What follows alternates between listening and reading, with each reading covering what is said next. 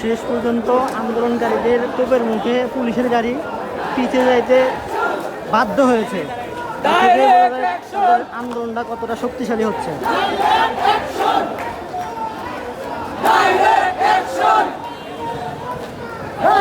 পুলিশে অসহায়।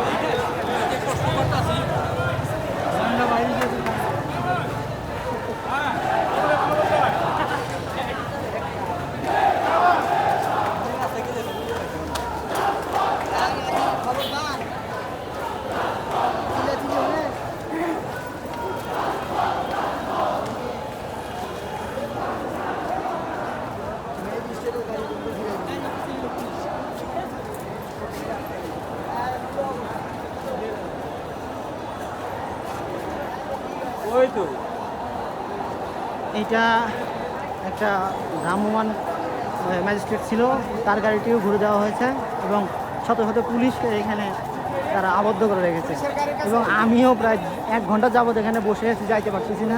তারপরে ওনাদের সমর্থনের বিপক্ষে আমিও যাচ্ছি না, কারণ ওনাদের যৌক্তিক সমর্থন, এটার পিছনে অবশ্যই যৌক্তিকতা আছে, যার কারণে আমরা তাদের বিরুদ্ধে যাইতে পারতেছি না। এই কারণে কষ্ট হলেও আমরা এখানে 2 ঘন্টা যাবত ধরে বসে আছি, যেটা আসলেই সত্যি কষ্টকর হলেও এটা মানতে হবে।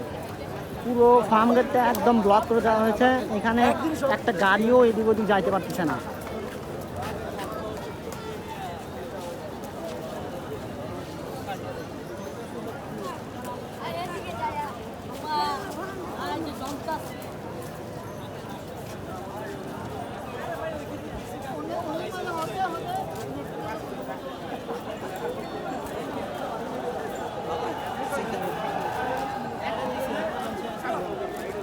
আবারও পুলিশের সাথে আন্দোলনকারীদের মুহুর্মুহু সংঘর্ষ।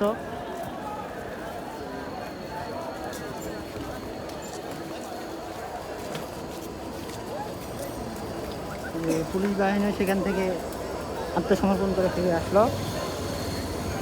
শুধু উপর দিয়ে মেট্রো রেল চলতেছে, তাছাড়া আর কিছু চলতেছে না।